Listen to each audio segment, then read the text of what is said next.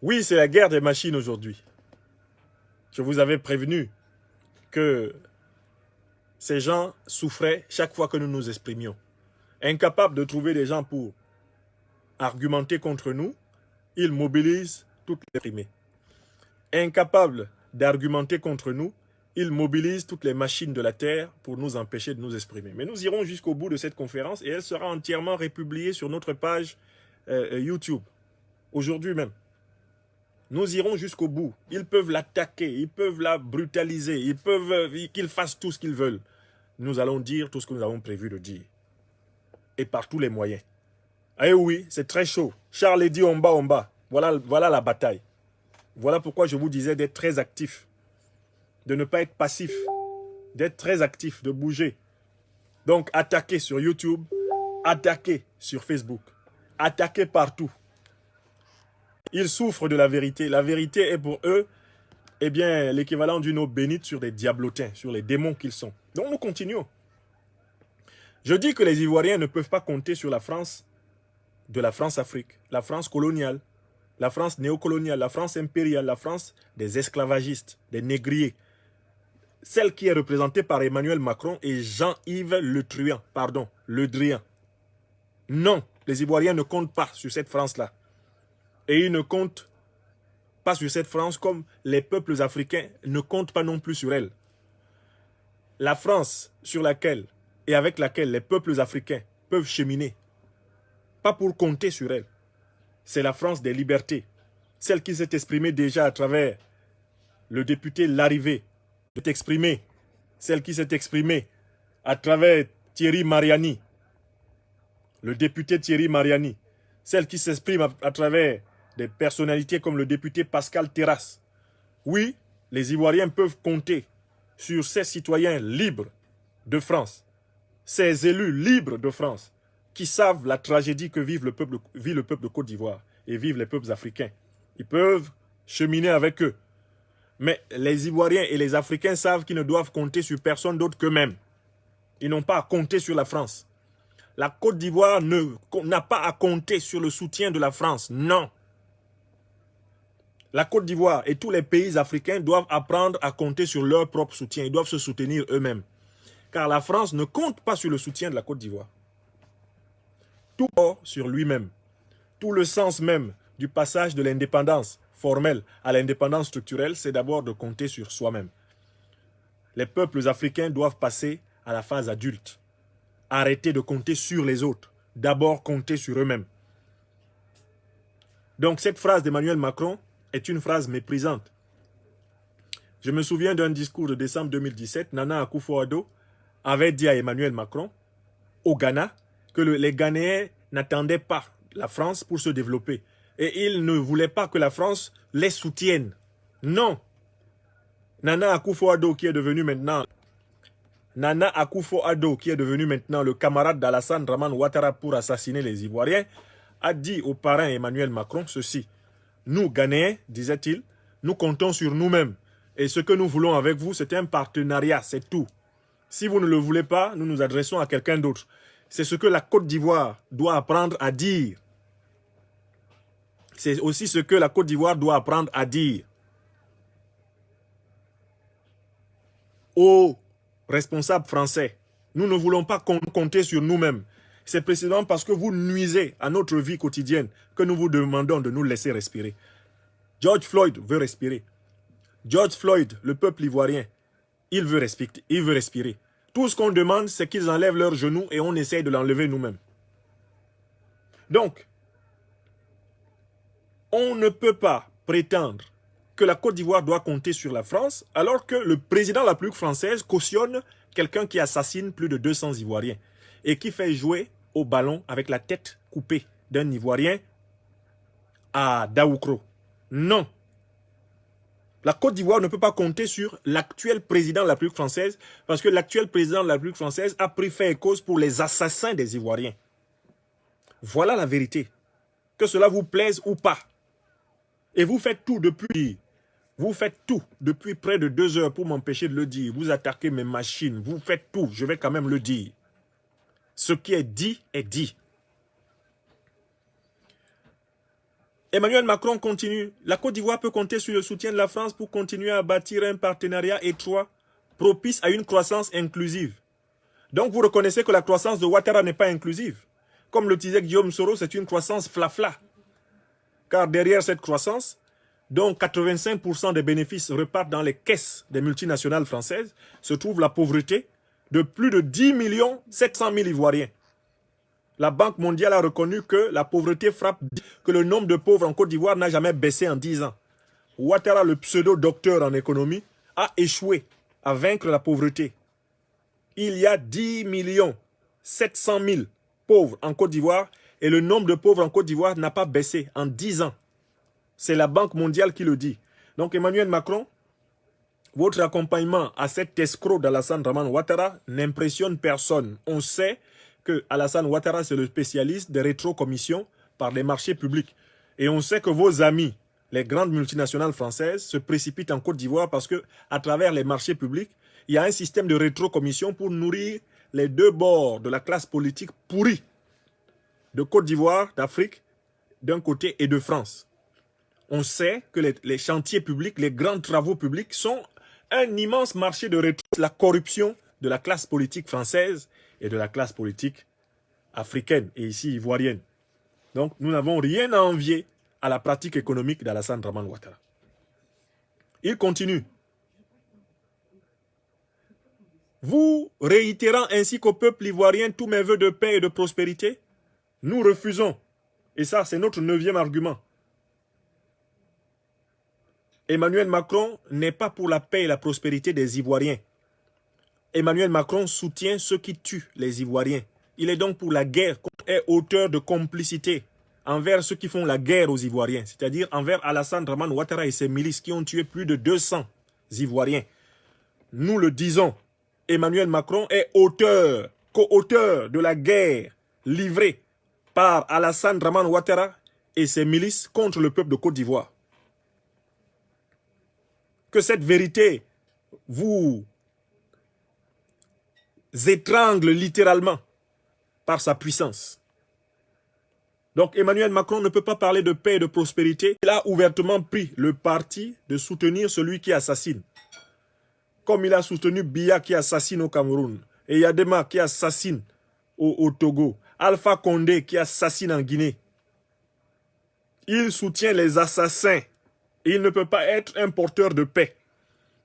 Je rappelle au passage que le ministre de la Défense et ministre des Affaires étrangères d'Emmanuel Macron, le fameux Jean-Yves Le Drian, est le plus grand vendeur d'armes de toute la francophonie.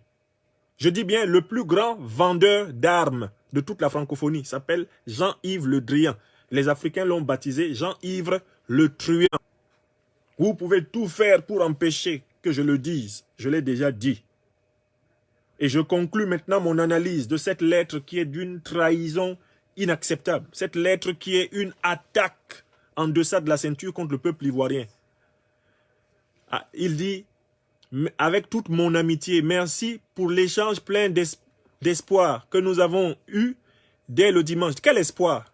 Ce n'est pas l'espoir du peuple de Côte d'Ivoire, c'est l'espoir de la monarchie, de l'empire d'Alassane d'une part. Et puis c'est l'espoir pour Emmanuel Macron qu'Alassane l'aide à financer sa campagne.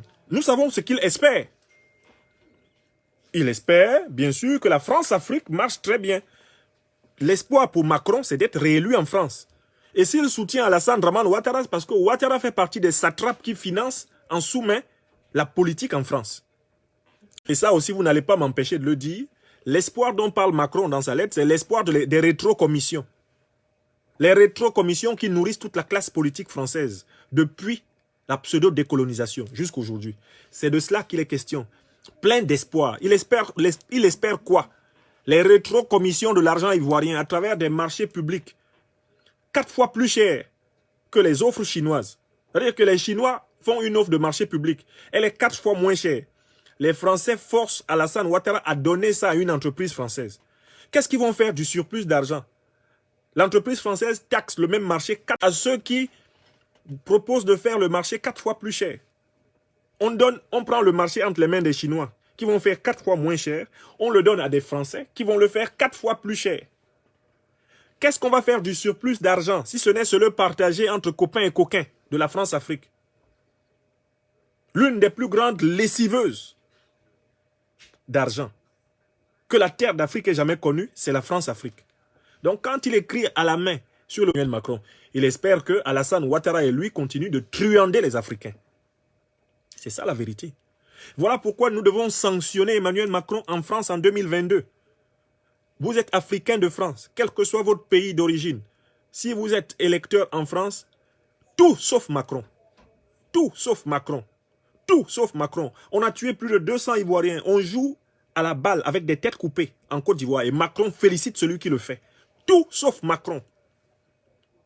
Biya a massacré plus de 12 000 anglophones du Cameroun. Macron félicite celui qui le fait. Tout sauf Macron. Alpha Condé a massacré plus de 200, 300 Guinéens. Macron félicite celui qui le fait. Tout sauf Macron. Faure Yadema, pareil. Massacrer les Togolais. Déby, massacrer les Tchadiens. Sassou, massacrer les Congolais. Macron les félicite. Donc nous qui avons le bulletin de vote en France, en 2022, vous choisissez qui vous voulez. Mais vous ne choisissez surtout pas Emmanuel Macron. Je dis bien, vous choisissez qui vous voulez. Et si vous me demandez qui moi je vais choisir, je peux déjà vous dire. Parce que moi j'ai voté au premier tour de l'élection de 2017 pour Jean-Luc Mélenchon. Jean-Luc Mélenchon. Jean-Luc Mélenchon. Moi j'ai voté pour lui. Et je vous en informe. Quand il n'a pas été au deuxième tour, je suis resté chez moi ici. Moi je n'ai pas voté au deuxième tour en 2017. Donc, parce que j'avais déjà vu que Macron serait d'une nuisance impossible pour l'Afrique. Je l'avais déjà vu. Je ne lui ai pas donné une seule de mes voix. Donc moi j'ai voté pour Jean-Luc Mélenchon. Mais vous êtes libre de voter pour qui vous voulez. Je ne vous force pas de voter pour Mélenchon. Hein. Mais vous voyez que c'est son parti qui prend des positions ouvertes. De tous les partis politiques, les grands partis politiques français, la France insoumise, le Parti communiste français, font partie des partis qui prennent des positions ouvertes pour défendre les peuples. Le peuple ivoirien, en l'espèce, a été ouvertement défendu ces dernières heures par des élus de la France insoumise. Donc ça s'appelle les actes qui intéressent les Africains. Vous défendez l'Afrique, nous les Africains de France, nous vous soutenons. Vous ne défendez pas l'Afrique, nous les Africains de France, nous ne vous soutenons pas. Car la sphère politique, c'est aussi donnant, donner, donner, donnant. Donc, je dis 2022, TSM, tout sauf Macron. Tout sauf Macron. Vous voyez ce qu'il a fait. Et il continue. Avec toute mon amitié, merci pour l'échange plein d'espoir que nous avons eu dès le dimanche de ta réélection et le travail de réconciliation et renouvellement que tu vas mener. Est-ce que... Mais bien sûr, Femme Pimet, elle vient d'Emmanuel Macron, c'est confirmé. Si je donne cette conférence, c'est parce que c'est confirmé que la lettre vient d'Emmanuel Macron. La lettre est sortie depuis le 11 novembre. L'Élysée n'a pas démenti. Personne ne veut démentir. Qui ne dément point, consent. La lettre vient d'Emmanuel Macron. Et c'est Alassane Ouattara qui l'a sortie. Parce qu'il en a besoin pour briser son isolement diplomatique. Et pour effrayer les autres chefs d'État africains qui traînent un peu les pas à le célébrer. C'est Ouattara qui a sorti la lettre. Mais Macron n'avait pas prévu que Ouattara la sorte. Ouattara a sorti la lettre parce qu'il veut se défendre. Parce qu'il se dit peut-être même qu'il sera tombé avant son investiture. Supposé.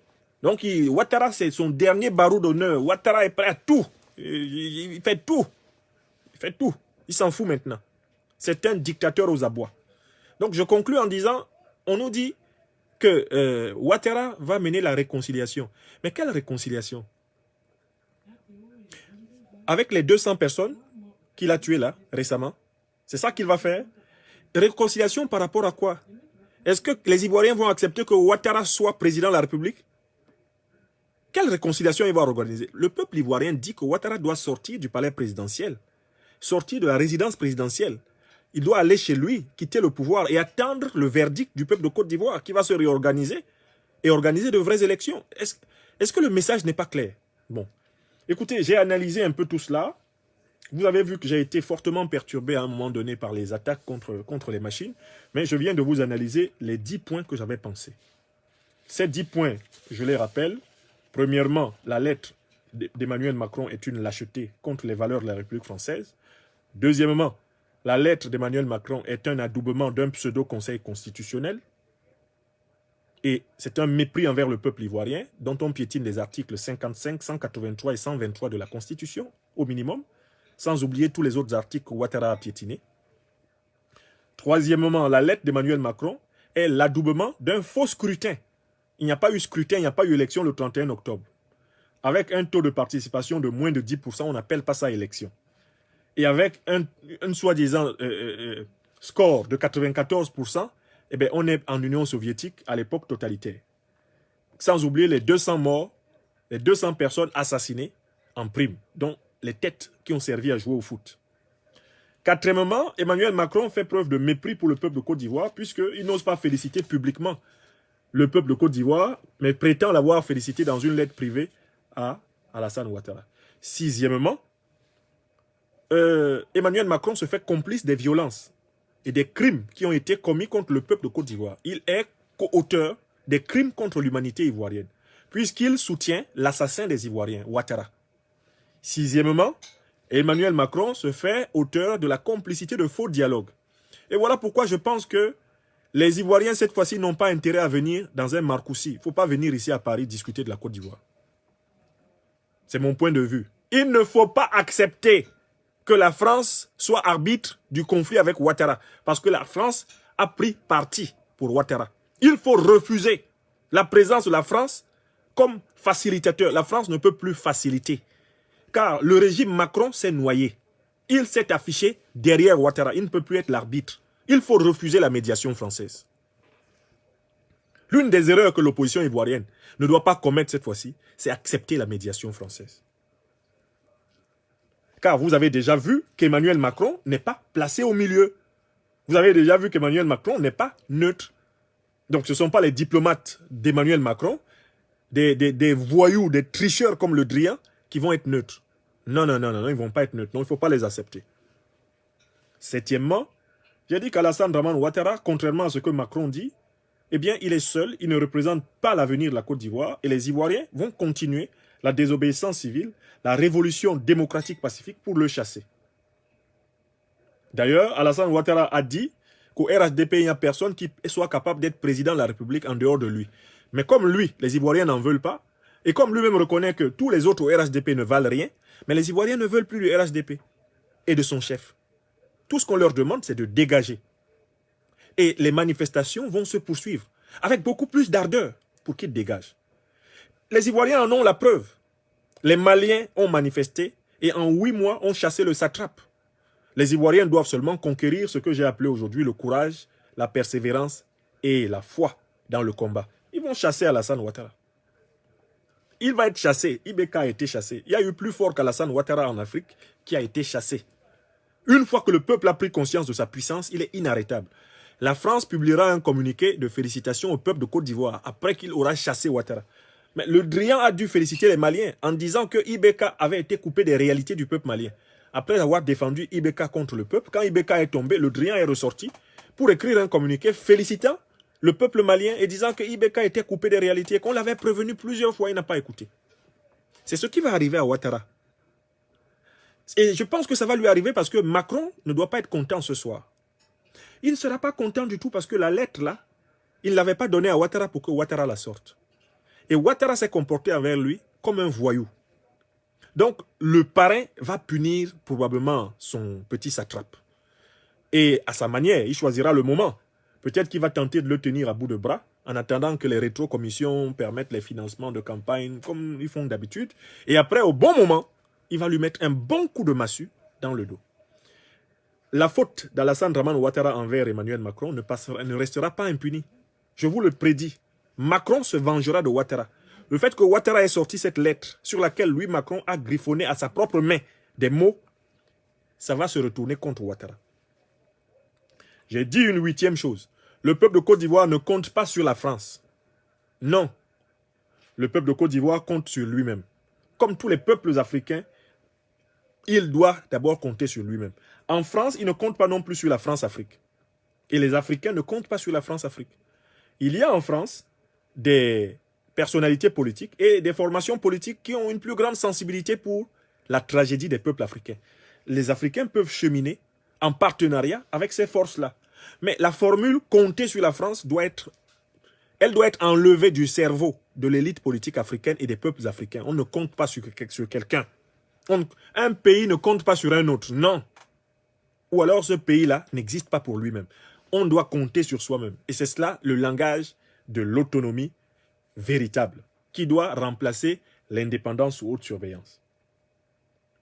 J'ai dit une 9e chose. Emmanuel Macron n'est pas pour la paix et la prospérité des Ivoiriens. Il est plutôt pour le chaos et la destruction de la Côte d'Ivoire. Car il soutient celui qui sème le chaos et la destruction en Côte d'Ivoire. Et on reconnaît bien la méthode de Le Drian. Le Drian, le ministre des Affaires étrangères de Macron, est le plus grand vendeur d'armes. Et c'est lui qui se promène partout pour clamer la paix. Il vend les armes la nuit pour organiser des guerres partout. Et ces guerres lui permettent de vendre encore davantage des armes. Ensuite, il se promène dans les palais pour faire des déclarations en faveur de la paix. Nous ne croyons plus en la paix et la prospérité hypocrite de Macron et de son ministre des Affaires étrangères, Le Drian. Et enfin, nous disons, 10e chose, que la lettre que nous venons d'analyser témoigne du mépris du président Emmanuel Macron pour le peuple français. Parce qu'il se permet dans une telle lettre, non seulement de cacher l'information au peuple français, alors qu'il écrit en tant que président de la République française à un chef d'État étranger, pour le féliciter pour un événement public, mais il va plus loin.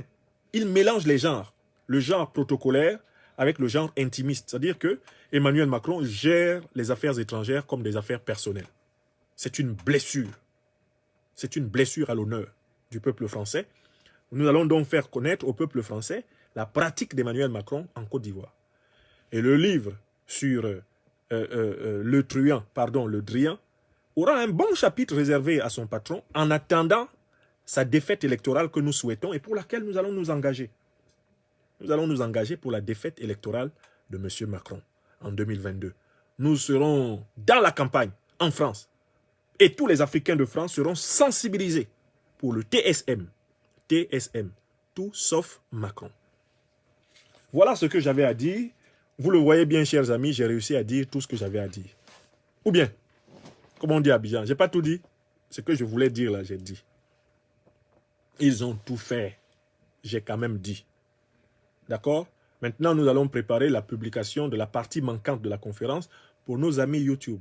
Et je vous souhaite d'ores et déjà une bonne nuit. Au peuple de Côte d'Ivoire en lutte, aux peuples africains en lutte, je souhaite une bonne semaine et beaucoup de détermination. Comme je l'ai dit ce matin, courage, persévérance, foi au combat. Courage, persévérance, foi au combat. Je vous remercie. Portez-vous bien.